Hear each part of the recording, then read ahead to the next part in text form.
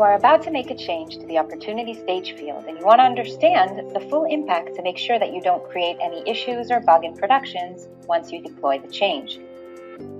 Using Panaya's ForeSight, you can run a full impact analysis to understand which components are connected or dependent on the opportunity stage field.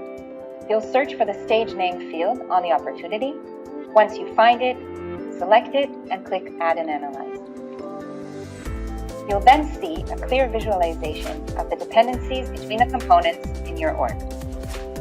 The focus here is on the opportunity stage field.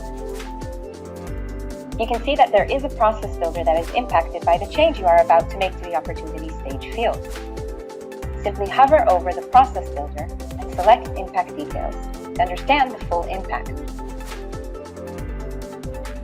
You can view in Salesforce, and then, when the screens are showing side by side, know exactly where within the process builder there is a relation to the field you are about to change, and understand whether the field is only referenced or actually edited, and in which of the conditions within the process builder.